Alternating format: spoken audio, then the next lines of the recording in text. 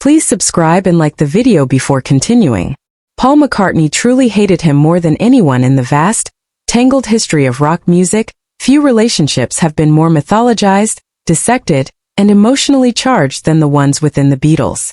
The world has long analyzed Paul McCartney's dynamic with John Lennon, George Harrison, and even producer George Martin. But behind the scenes, there was one figure McCartney truly struggled with. Someone he clashed with so intensely that insiders swear the bitterness never fully faded. For decades, fans speculated about rivalries inside the most famous band on Earth, but only recently have new interviews, archival notes, and conversations with people closest to Paul revealed a different kind of animosity. One rooted not in creative disagreements but in a personal conflict that simmered for years. At the center of this tension was a man whose influence on the Beatles was undeniable, yet whose presence disrupted the fragile chemistry inside the group at a pivotal time. McCartney was known for his calm professionalism, his ability to maintain grace under pressure, and his near-unmatched talent for turning chaos into melody. But around this one person everything changed. Friends noticed Paul's mood shift instantly when the man's name came up. Assistants recalled silences so thick you could cut them with a knife. Even fellow musicians, who were accustomed to the stormy dynamics of late-era Beatles sessions, said the resentment Paul carried for this individual felt different, heavier, colder, and rooted in a sense of betrayal that time never fully healed. The story traces back to the late 1960s, a period of pressure and exhaustion for the world's biggest band. Within the walls of Abbey Road Studios, creativity still flourished, but tensions ran hot. Every decision felt enormous, every disagreement magnified. It was during this era that the man in question entered the Beatles' world, not as a musician or collaborator, but as someone intertwined with the internal politics of the group, someone whose influence Paul believed threatened the unity he fought so hard to preserve. While John Lennon openly clashed with authority figures and George Harrison brooded quietly about creative restrictions, Paul's conflict with this individual was more personal, fueled by a belief that the man sought to change the very essence of what kept the Beatles together.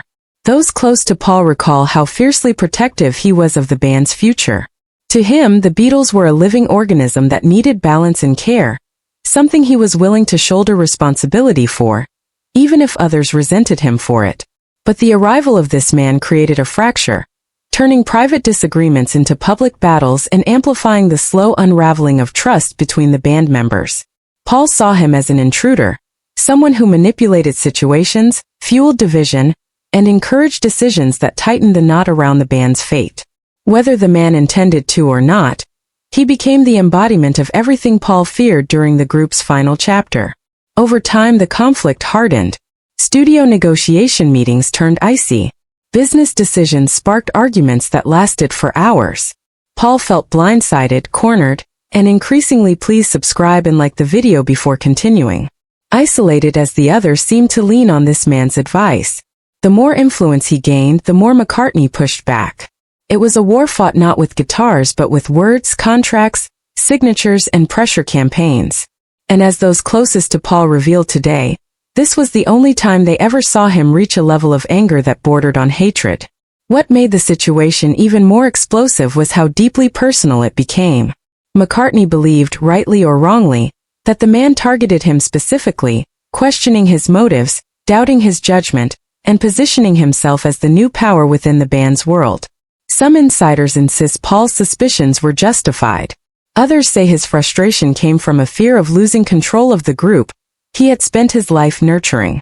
Either way, the resentment grew until it was too large to ignore, too explosive to contain, and too embedded in the Beatles' final chapter to ever be erased.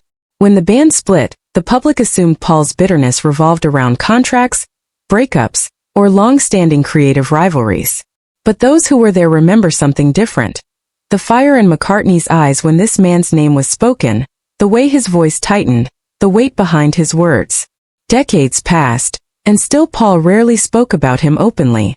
Even in later interviews where McCartney was candid about conflicts with John, George, and Yoko, this particular individual remained a subject he addressed with careful, clipped sentences, a sign that some wounds remain too deep to revisit fully.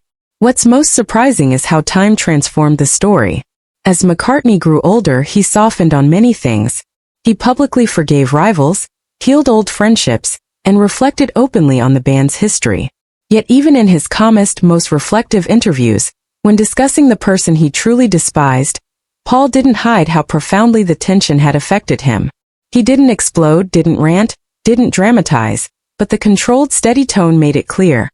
The bitterness was real, and it had shaped one of the most pivotal eras in music history. Today, the story is resurfacing with new context. Letters, recordings, and insider recollections paint a fuller picture of what happened inside the Beatles during their final years. They reveal just how deeply this conflict cut, how much it influenced Paul's emotional state, and how the lingering resentment shaped the narrative of the band's dissolution. For fans, it adds a new layer to a story they thought they understood. For historians, it offers a rare look at the human fractures behind a legendary breakup. And for Paul, now a global icon whose legacy transcends generations, it is a reminder that even the greatest artists carry private battles the world never fully sees. Yet the most intriguing part of this long-buried rivalry is the way McCartney, despite everything, ultimately handled it. He didn't let the hatred define him. He didn't let it poison his career. Instead, he poured his energy into music, leaving behind some of his most powerful work precisely during the time when this conflict was at its height. In the end, the man who threatened to break the unity of the world's greatest band shaped Paul into someone stronger, more independent, and more determined than ever. It was a bitter chapter, but one that helped forge the musician we know today. Behind the headlines, rumors, and rock and roll mythology lies a truth often overlooked. Even legends feel betrayal. Even icons carry scars. And Paul McCartney, despite his fame, brilliance, and seemingly unshakable calm, once truly hated someone more than anyone else in his life. A reminder that sometimes the biggest stories in music have nothing to do with melodies at all, but with the people who stand behind the curtain. Please subscribe and like the video before continuing.